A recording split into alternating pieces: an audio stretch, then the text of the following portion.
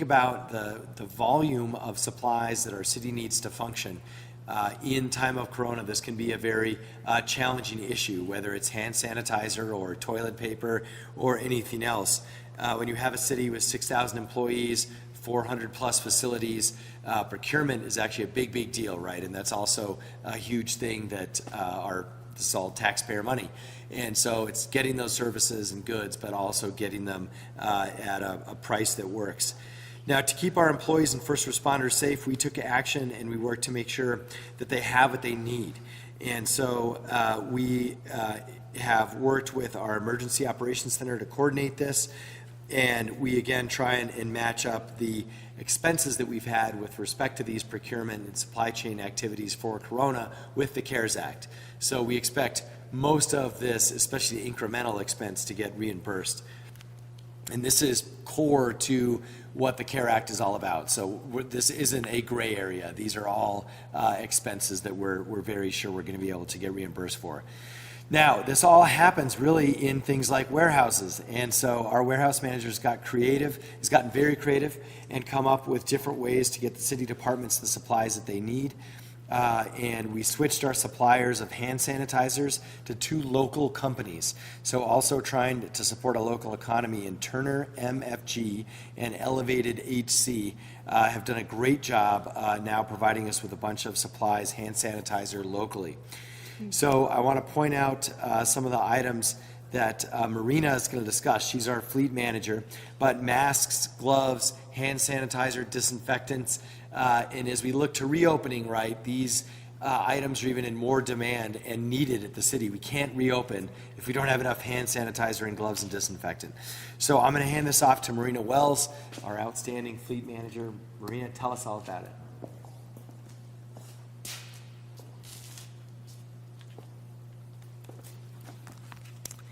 Thank you, Mayor Keller. The city warehouse supplies goods to internal city departments. Departments submit a requisition for goods through our ePro system. Once the warehouse receives the approved requisition, we fill the order.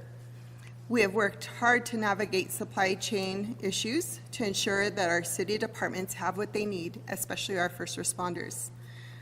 N95 masks prior to 320, we stocked 144 N95 masks. We issued around 60 annually.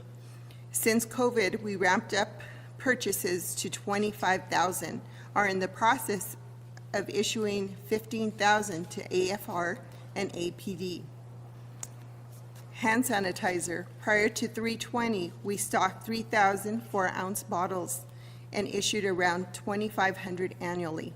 Since COVID, we ramped up and have issued 3,000 4-ounce bottles, 1,000 12-ounce bottles, 144 1-gallon bottles, and are in the process of issuing 3 30-gallon drums to our transit department. All hand sanitizer was sourced locally, as the mayor mentioned, from Turner Manufacturing and Elevated HC, given that our normal chain of supply was unable to fulfill our orders. Disinfectant, prior to 320, we stocked 2,500 bottles and issued around 2,200 annually. Since COVID, we ramped up stock and have issued 2,000 quarts and 1,600 1-gallon bottles. These items were sourced locally as well from Turner Manufacturing. Gloves, prior to 320, we stocked roughly 250 boxes of each size of gloves, small, medium, large, extra large, and issued 3,300 boxes annually. Since COVID, we have ramped up inventory to carry 600 boxes of each size. Early on, we experienced a disruption in our supply chain and were able to source gloves locally from Central Grill. As we enter into a new reality with masks and PPE being required for the foreseeable future, we are looking to how to be best prepared for that and service our local departments and our community as well. Thank you. Thanks so much. Great work, Marina, and also to the crew that's here. And so glad too we could switch to some local providers. And so the city's stepping up in a lot of ways to be able to make sure that we can reopen with respect to phase 1, 2, and 3. So let's shift gears a little bit to 311. And I want to mention that, again, 311, we've been making a lot of improvements to 311, trying to get back to closing cases and so forth. And we had an update, I don't know, maybe 5 months ago on this, and some of the progress they've made with respect to especially things like abandoned cars and other items. But 311 during Corona era has been extremely busy, and so they're working to provide the information that we need. Again, lots and lots of calls come into 311 about everything, including Corona. We're also working to make sure that we have language access available for different languages.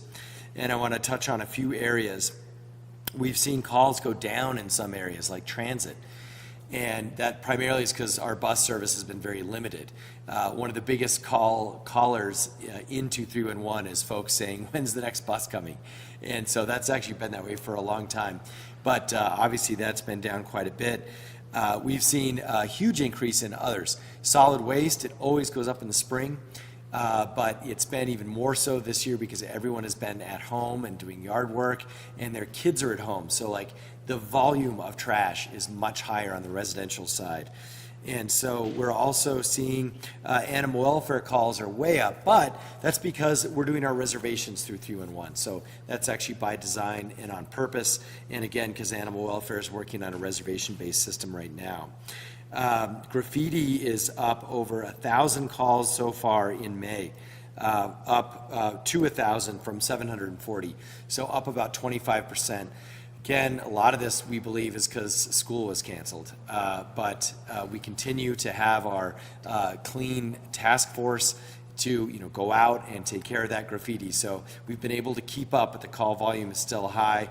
But we actually want to encourage folks to continue to call because we know that that's one of those things that we want to keep on top of at the city level. Now, there's also a big difference between graffiti and street art, right, which we all love. Street art is always sort of sanctioned by the city and encouraged in many ways. So just want to remind everyone we know the difference between the two, typically. And so we'll continue again to do that, and there's a list of legal murals and street art that can be found on murosabq.com. It's a really cool website, actually. So to help keep Albuquerque beautiful and, of course, to keep paint where it belongs, we're going to continue to focus on the graffiti cleanups given that the increases have been reported. So the coronavirus-related calls so far, just to give you some idea, we had in March 3,852 calls, in April 2,146, and so far in May just over 1,000. And corona-related calls have really moved from inquiries about closures to reports of public health violations.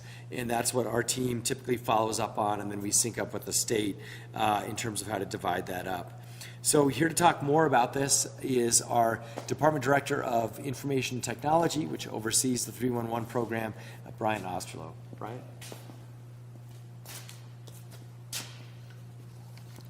Thank you, Mayor. As Mayor noted, call volume has increased significantly. I'm projecting May to be the third consecutive month where the volume is higher this year than it was a year ago. That hasn't happened since 2012. 3 consecutive months since 2012 has not happened until now. When we look at the volumes, as Mayor noted, there are 2 primary areas. Animal welfare does get a fair amount of increase. It's a large increase for those reservations, but really what we're looking at are solid waste management calls, especially around graffiti and large item pickup and green waste as well. We've received over 1,200 calls this spring about green waste collection. We love getting those calls. We love providing the answers. The information is also available on the website. Recycling and composting the green waste is a big advantage, a big benefit for our community. Large item pickup calls have increased about 40% versus this time last year. So as Mayor noted, with people home, people working on cleaning their yard, cleaning their garage, cleaning the attic, whatever it might be, They're looking to get rid of things. They're calling us. That's better than having it pile up. We really we want to still get those calls. It has increased significantly. And then graffiti, we're projecting it will be, as Mayor noted, again, over 1,000 calls this spring versus 740 in April, and it was just under 600 for May of last year. So significant increase in graffiti. I do want to give a shout out very quickly to the graffiti removal crews. We have received thousands of calls this fiscal year for graffiti. When I checked this morning, there were only 22 of those calls that were still open. 19 of those 22 were created the 18th of May or sooner or more recently. So 22 calls out of thousands. The graffiti crews do amazing work, very efficient, very effective, and at 311 and as a member of this community, I'm grateful for their work. I would also like to note that as we get more calls, sometimes there are some longer waits to have your call taken. We're still above service level. We anticipate and projecting that we will meet service level. 80% of your calls answered within 30 seconds for the 7th consecutive month. That hasn't happened since 2015, and we are working very hard to make the average for the last 7 months higher than it has been since at least 2010. That said, we also encourage use of digital channels. You can submit many of these service requests, most of these service requests, through the website or through the One ABQ app. We currently receive about 20% of our service requests through digital channels, including the One ABQ app and the website. For graffiti, it's over 50%. So, as Mayor noted, we want you to report those. Please do. If you prefer, if it's your preference, we want you to use the digital channels. If you use the digital channels, then somebody else who is more comfortable or is unable to use digital channels can then have quicker answer of their call. So please, again, we encourage use of the One ABQ app and the city website. Most of all, we encourage you to keep calling. We're 311 here for you, the community, just as the rest of the city is. Thank you. Thanks so much, Brian, and great work for you and Carrie and the team at 311. Really appreciate them. 311, of course, also has been operating in varying degrees of work from home and social distancing and so forth. So they've done a great job adapting to Corona.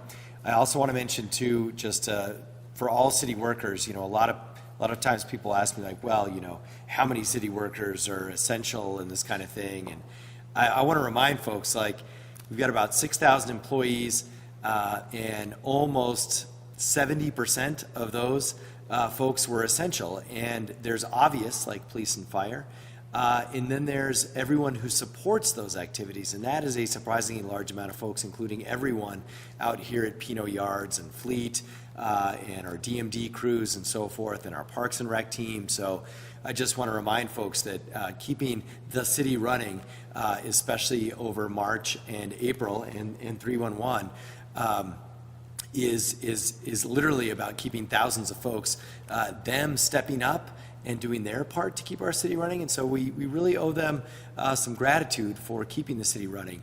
And again, as a reminder to folks, when we say the city, that workforce, by and large, most of it is out in the field, out in warehouses, out in cars and trucks, taking care of our city. It is not just people sitting in an office building like myself. So just a reminder that that's truly what the city of Albuquerque is, and that city has done a great job getting us through some tough times. So thank you to everyone who's been part of that. Okay, with that, let me mention some fun stuff. Takeout. I'm hoping to go get some takeout from Star Brothers right after this. And so with that, we'll transition to questions. Okay. We have one question here from Chris McKee at Care Kiwi on the topic of graffiti.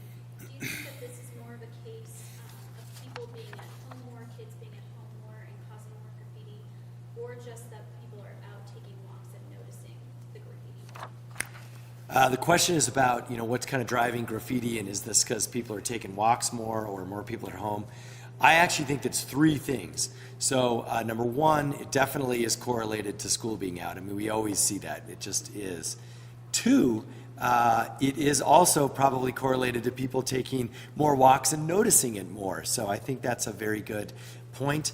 And number three, it's also because businesses are not around. So we do know graffiti, like on the back of office buildings and so forth, that's because like a lot of deliveries aren't happening and there aren't as many people around. So, I mean, there's three pretty obvious reasons in a sense that none of us are really surprised that graffiti's up, but we got to stay on it.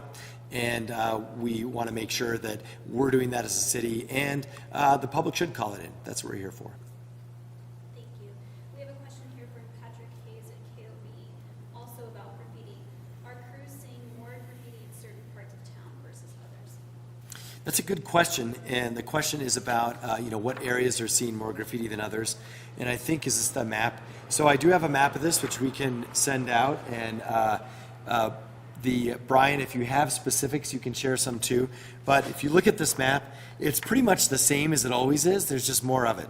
And so number one, it's all over town. But number two, there are some concentrations, particularly around the central corridor, up and down the central corridor. And again, that's always been the case in Albuquerque, but for those of you who can't see this map, like, it's all over. Anything else, Brian? No, Mayor. Okay. Yeah. Thank you. One other question from Patrick Hayes on graffiti. Does the city investigate who is doing the graffiti, and can they face charges? So the question is on graffiti, do we investigate and do we press charges? And, the short story is if we have camera footage and we can identify folks, of course we'll follow up. But that's very rare. Graffiti obviously is typically done when people aren't watching, and it's usually done at night when the cameras don't work as well, and actually graffiti folks are pretty smart about looking around in terms of noticing cameras. So, we try, but we also know, we're really focused on violent crime. So I think the message to graffiti folks is you're wasting your time because it's going to be gone in a couple of days. So, it's not worth it. Thank you, Mayor. One more from Chris McKee at Karakiwi. On the supply, based on the numbers you provided, does the city believe it has adequate PPE for police and fire, or are you continually concerned about where the stock may come from? So the question is based on our supply, we believe we have adequate supply of PPE for police and fire, or are we concerned about this? Right now, wonderfully, actually in Albuquerque, we believe we're right where we need to be. So we are not concerned about it, and actually, unlike a lot of cities, because of the hard work of Fleet and others at the Emergency Operations Center, we have been able to effectively ration our supplies and keep enough in reserves that we believe we're going to be okay. Now, the challenge is, of course, that is based on current estimates. So if all of a sudden there's a spike and there's hot spots, or there's an outbreak that goes beyond a dozen or so at any one city department, that could be very different. So right now we feel okay, but we just know there's so much uncertainty that it's very possible next week we have a shortage. But again, based on current estimates, we're actually in a good place. Thank you. We have one here from Jessica Dyer at the Albuquerque Journal. You said that you plan to make masks available for those who don't have them but want to enter city facilities as they begin reopening. How many does the city expect to make available for that purpose? So the question is about masks for folks who are entering a city facility and they don't have their own, and we want to try and make them available. And let me give maybe a two-part answer. Number one, Marina, if you have some specifics on that, feel free to come up. But if not, I do know that we're actually working on a program to pool some local vendors to make a bunch of masks as part of our summer youth programs.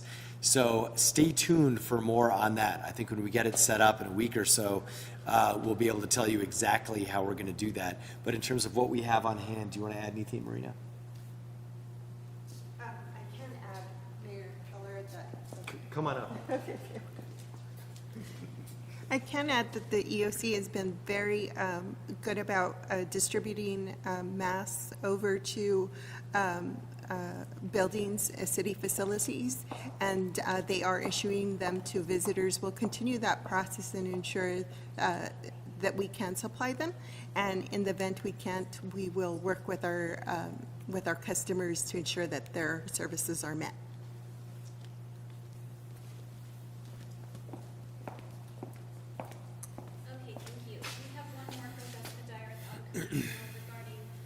yesterday's announcement that Raytheon is closing its Albuquerque location. When did you first hear about that plan, and what, if anything, did your administration do to try to keep that company here?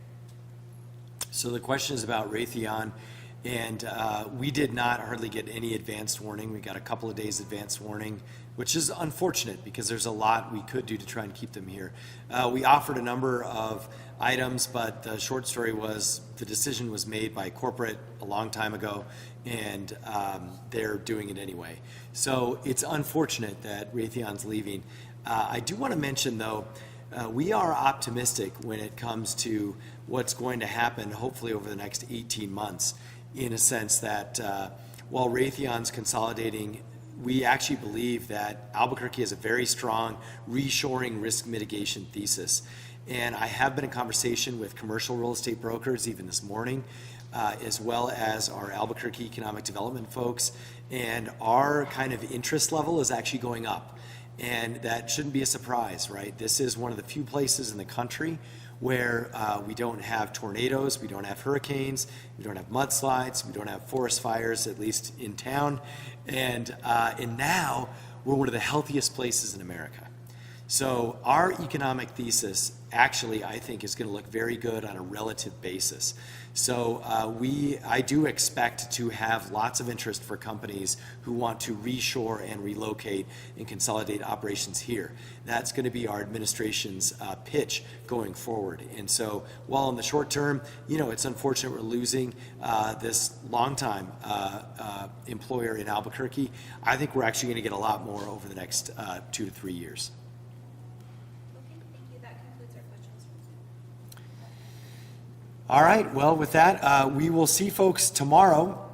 If all goes as planned, we are going to be opening the largest investment in the Southeast Heights that anyone can remember, a gigantic new community center and library in the heart of the International District. So we'll see you out there tomorrow at 11:30. Thanks, bye-bye. And by the way, we're not opening, we're groundbreaking. Big difference. Thanks.